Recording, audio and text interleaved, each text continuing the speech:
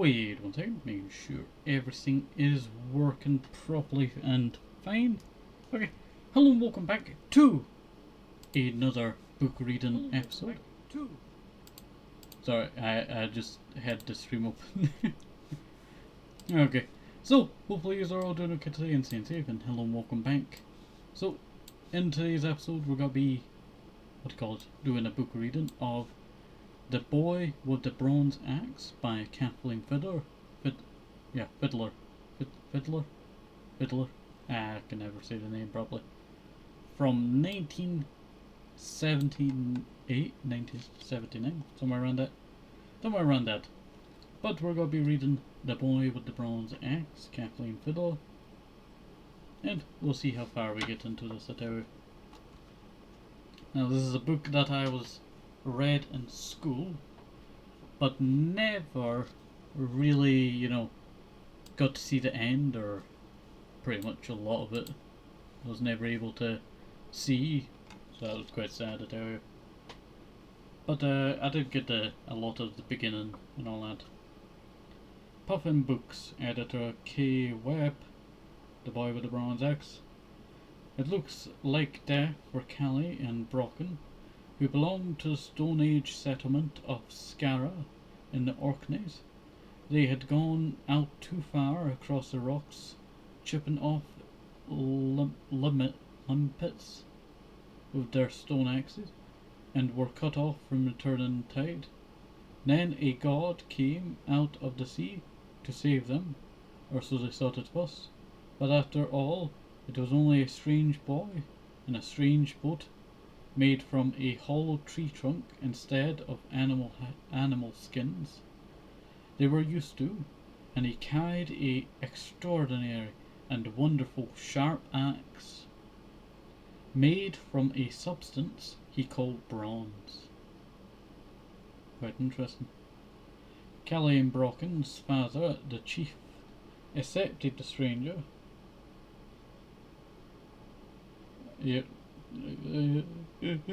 Accepted the stranger. I never read this bit.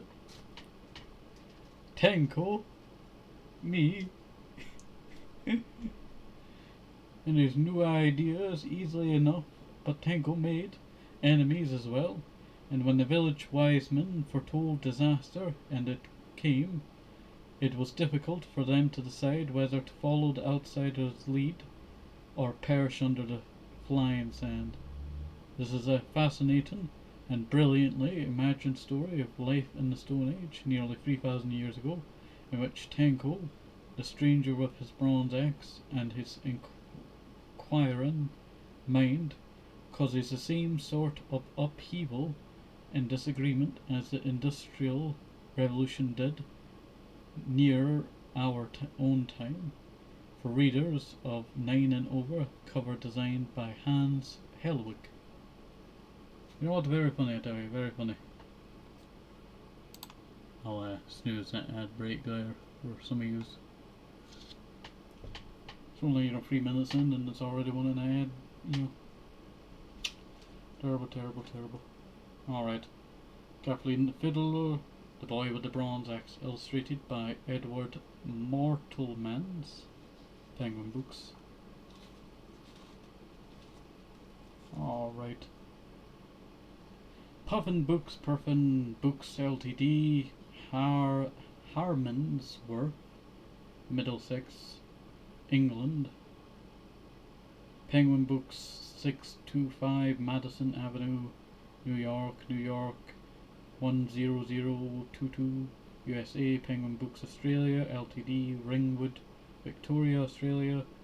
Penguin Books Canada Ltd, 2801 John Street, Markham, Ontario, Canada. L3R LB4, Penguin Books NZ, New Zealand, Ltd, 182 190 Waru Road, Auckland 10, New Zealand. Was published by Oliver and Boyd 1968, published in Puffin Books 1972, reprinted 1975, not 55. 75, 1979. Copyright Kathleen A. Goldie, 1968, all rights reserved. Made and printed in Great Britain by Hazel Watson and Vinyl Vinny, Ltd, Aylesbury Bucks. Set in monotype bamboo. Except in the United States of America, this book is sold subject to the condition that it shall not by way of trade or otherwise be lent, resold, hired, or otherwise circulated without the publisher's prior consent in a form of binding or cover other than that in which it is published, and without a similar condition, including this condition, being imposed on the subsequent purchaser. By the purchaser. Shouldn't it be the seller? Alright.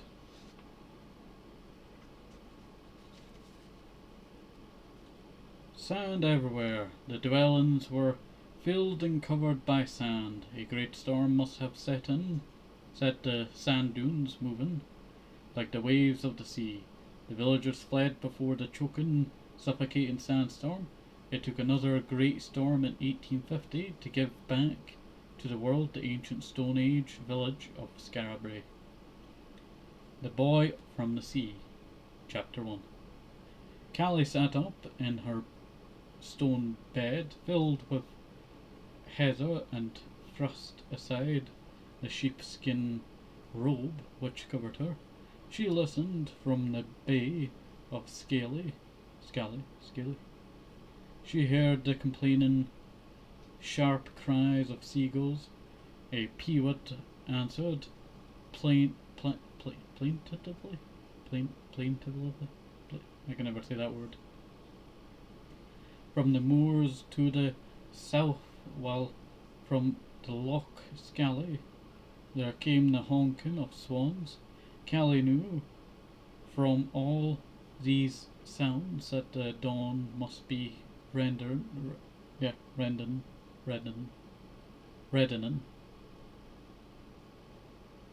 In the eastern sky. Her mother still slept in the stone bed place on the other side of the hearth. Dempsey always kept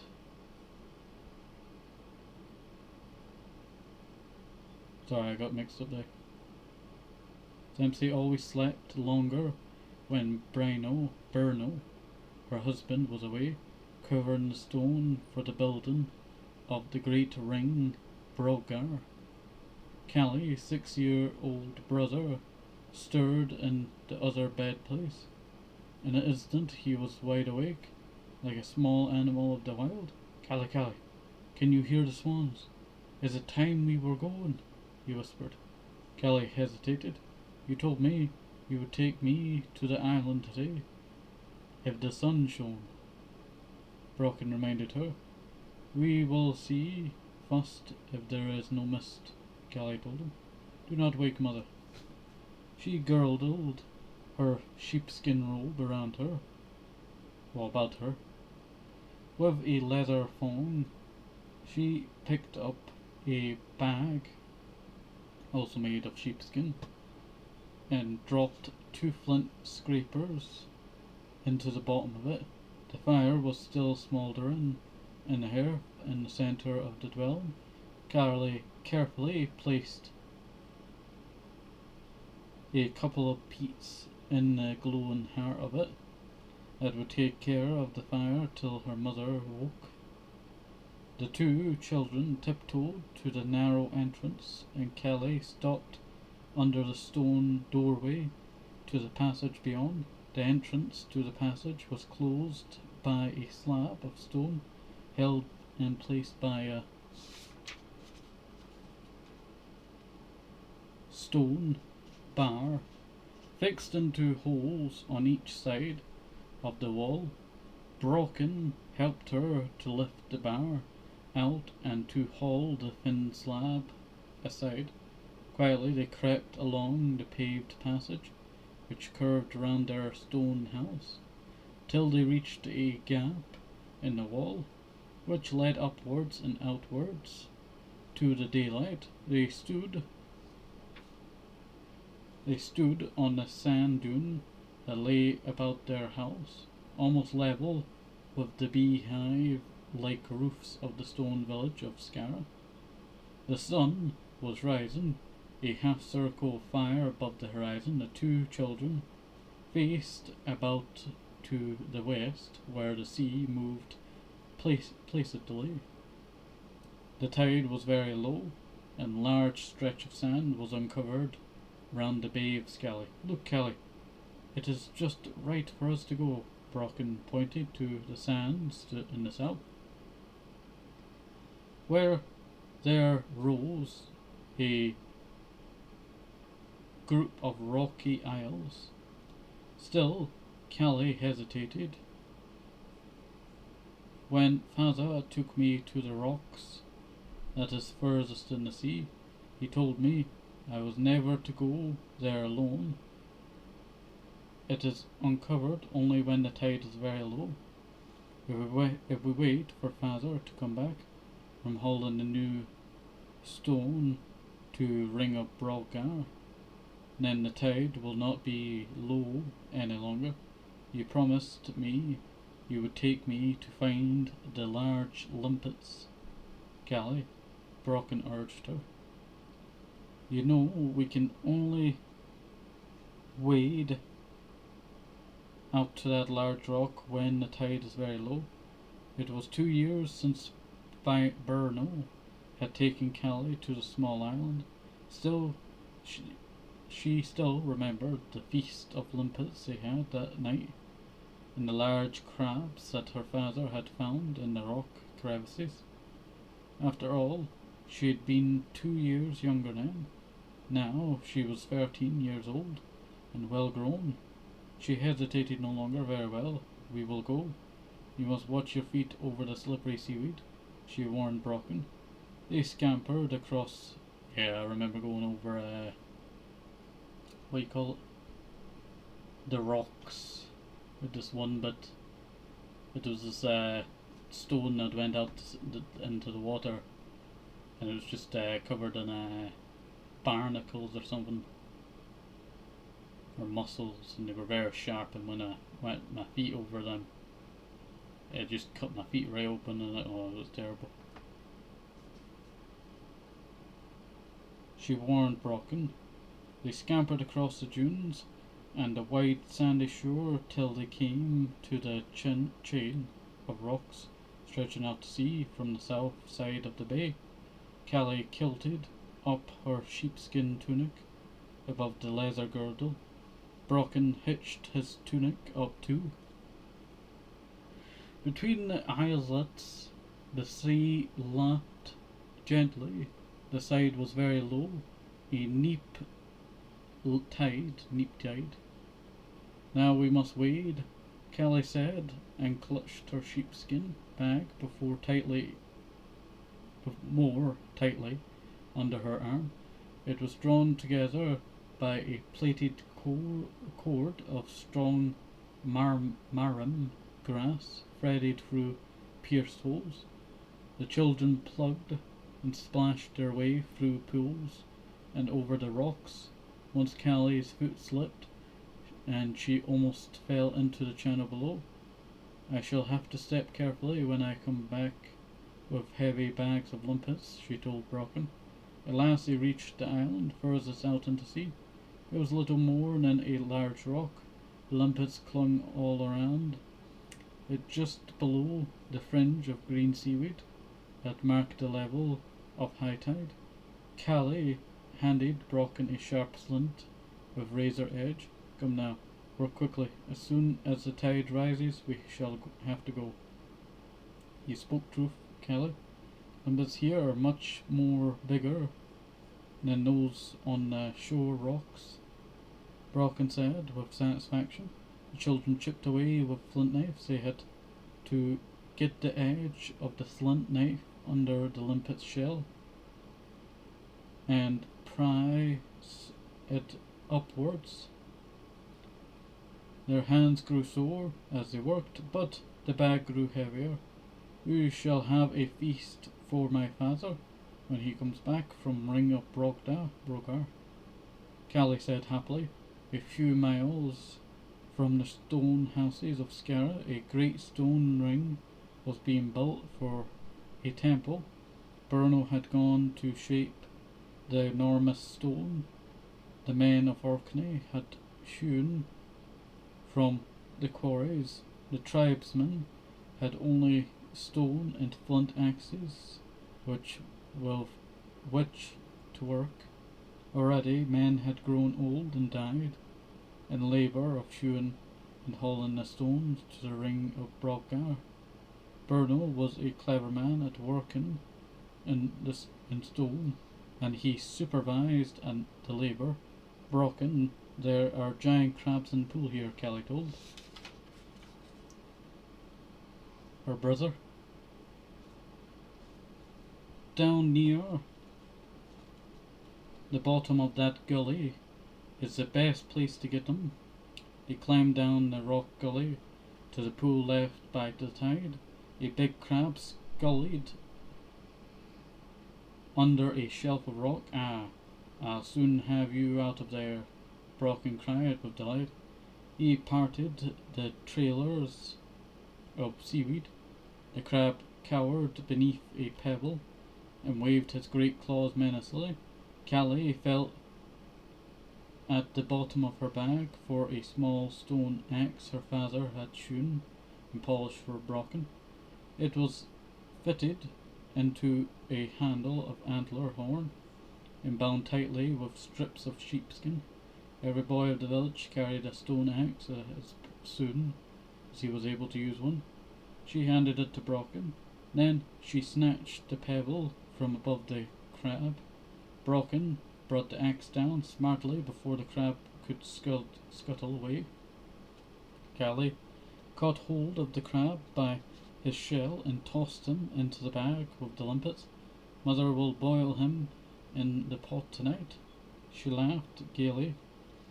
A small flatfish tried to bury itself under the sand at the bottom of the pool, but Brocken stunned it with a quick blow of the axe. It too joined the crab and limpets.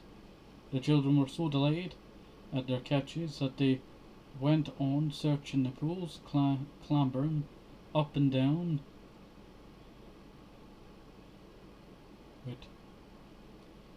Up and down among the rocks. They caught 2 more crabs, and then Callie spotted a small eel in a crack between the rocks. She put a limpet down at the entrance of the crevice. Both children watched, holding their breath. The eel emerged to snatch at the limpet, but Callie moved faster still.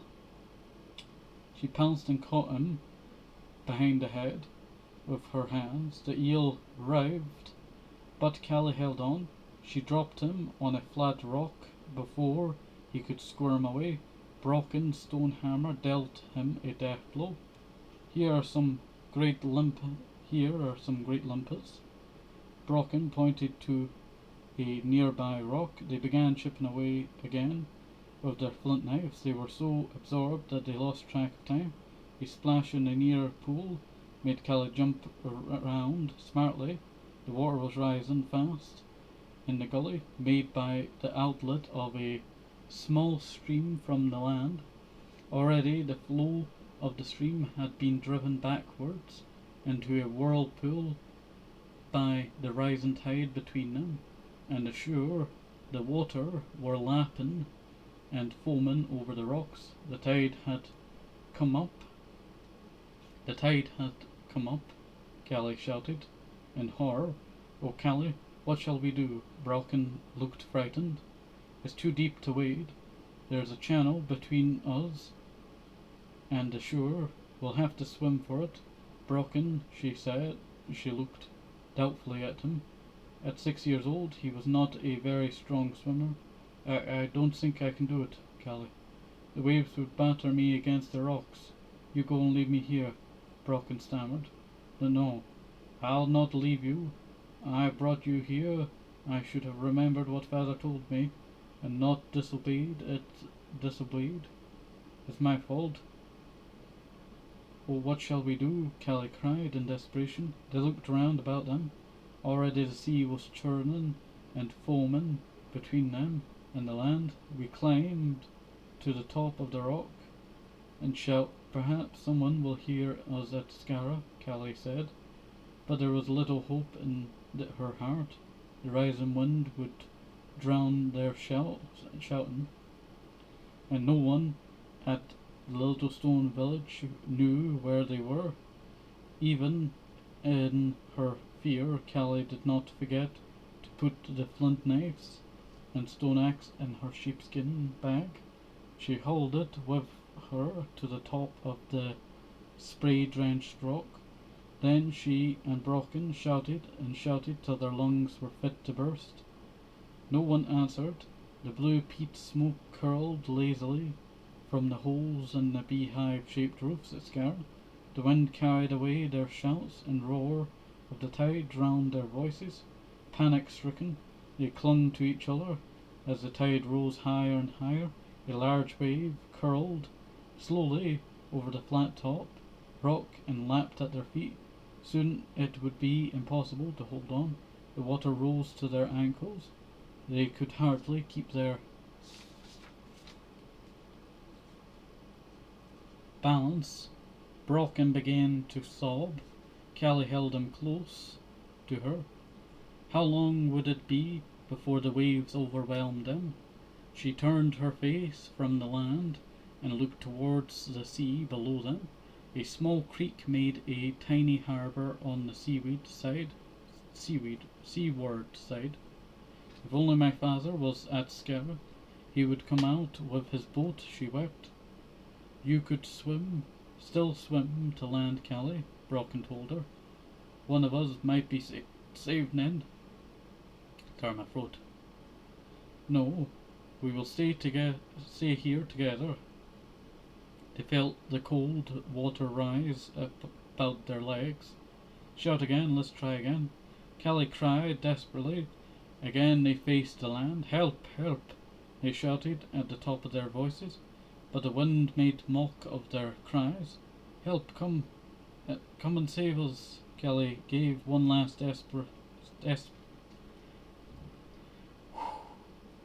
despairing cry. To her surprise, there was an answer hail, but it came to them from over the sea. She sprang round. There, a few hundred yards away, was a boat, a strange boat to their eyes, but nevertheless a boat. In it had a lad scooping at the water with a broad paddle. Try to hold on, I'm coming, he shouted, though Callie could not make out his words properly. The sense of it reached her. She gave a gasp of thankfulness. This must be a god of the sea coming to save them. Sit down, Brocken. It will be harder for the waves to wash us off if we cling to each other.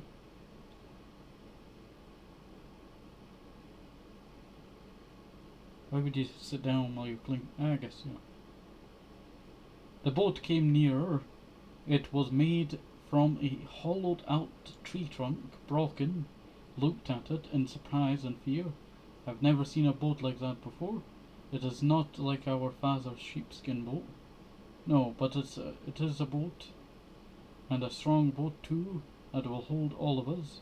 Callie waved her hands and shouted to the lad in the boat, this way, this way.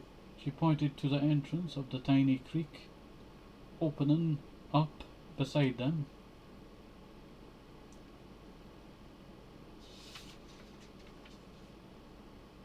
With a deft turn of his paddle, the lad swung his boat towards the rock. The set of the tide brought it nearer, but it seemed as if the boat would be swept past. Oh, he cannot reach us, Brocken cried. Let's swim to him. Callie tightened her hold on Brocken. Wait, she cried. You would be pounded to death on the rocks. Look, he's turning to try and reach us. Once more the boy swung the great dugout canoe. This time the waves and current helped. The boat floated between the protecting pinnacles of rock. into slightly calmer water of the little creek. A few more strong strokes of his paddle, and he brought his craft alongside the rock.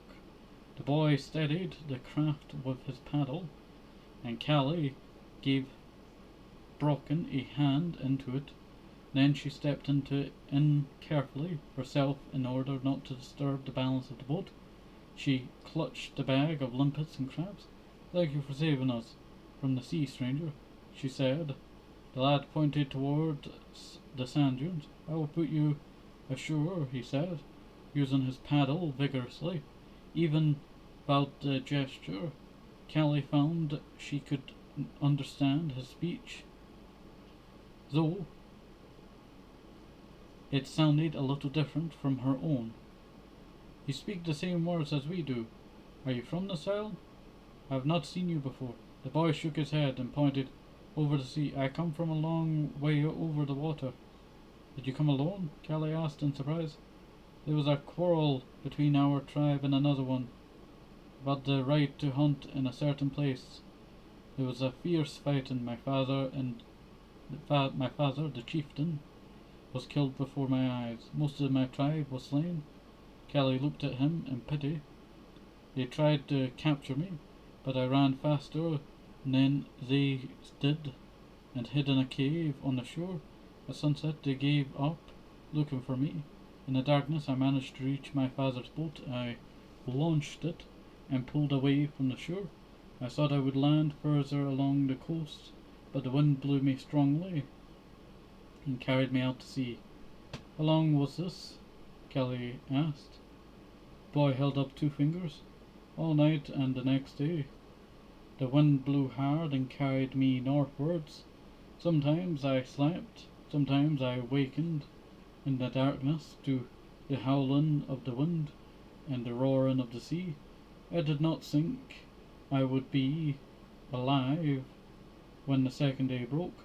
Then as the sun rose, the wind lessened, and the sea no longer tossed me about. I saw a long, low cloud far away that I thought might be land. I took up my paddle again and steered towards it. As I came near the shore, I heard your shouts. It was lucky for us that you heard us." "Your name, stranger?" Callie asked. "Tanko." "I am Callie, and this is Brocken, my brother. It is strange that we speak nearly the same tongue. There is an old tale in my tribe that some of our people went in their boats to the north and never came back. And there is a tale in our tribe that the people of our islands came from over the sea, from a land in the south," Callie told him. In wonder, there must be some truth in it. When we can understand each other, although our words are not all quite the same. "Where is your home?" Tanko asked. Callie pointed towards the sand dunes. The wisp of smoke rose from the beehive roofs of the sunken houses. Tanko gave a strong swing of his paddle and urged the boat towards the shore. Callie looked at Tanko.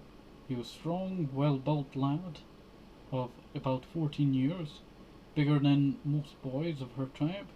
His face was long and narrow, his head round like those of the people of the tribe of Skara. His dark hair grew down to his shoulders, but the ends of it had been lopped off by a flint knife, so that it did not strangle like Callie and Brocken. He was clothed in animal skins, but these were not sheepskins. Tanko's garments were a tunic of some sort of supple skin and a cloak from an animal with long dark fur. Callie pointed first to the tunic. "What animal?" she asked. "A deer." There are deers that roam our hills." She pointed next to the cloak. "But what about that?" "A wolf. I hunted and killed him myself," Tanko told her proudly. Callie shook her head, puzzled. "Never seen such an animal on our island." Our men do not hunt often, and then it is only the deer. What then do you eat? Tenko asked. Surprised, we have herds of sheep and cattle, so we have meat, and we eat limpets and crabs and fish from the sea. Do you hunger in the winter? Callie shook her head. Not often. We kill our sheep and salt the meat. Then we keep it in a stone, keep in place under the ground. Refrigeration. They were drawn in to the shore. You will come with us to our home? Callie asked him. Tenko hesitated. How will the men of your tribe treat me? They do not kill strangers. Why would they kill you? You have saved our lives. Besides, how can you be a stranger when you speak as we do? Callie said. Still Tenko hesitated. Perhaps I had better put you on land and go away again. But that is foolish, Callie told him. You cannot go over the sea forever and ever. What will you eat? Come with us and share our limpets and meat. She shook the bag of shellfish. Tenko felt the keen pangs of hunger.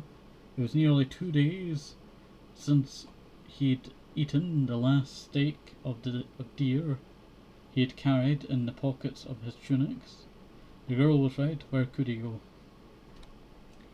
He would have to land soon, and then he would might meet with unfriendly people. This girl, Callie, would speak for him to her tribesmen. Had he not saved them from the seas? See, the words of an old wise man, a priest of his tribe, came back to him. In the great water, one will be lost, yet 2 will be found. Out of this, good will come. The sea had brought him, the lost one, to Callie and Brocken. It was a sign. Very well, I will go with you to your people, he told Callie. He turned the nose of the boat in towards the shore. It grounded, and he set foot on the island of Orkney.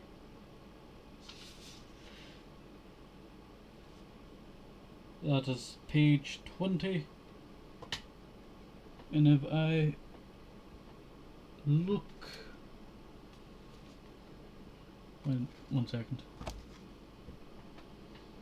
Let me lift up this box.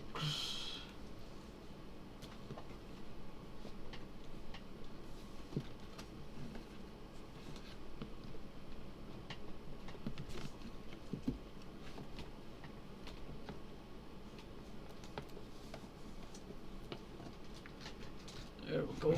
An old, what do you call it, wand that I got from a school fair.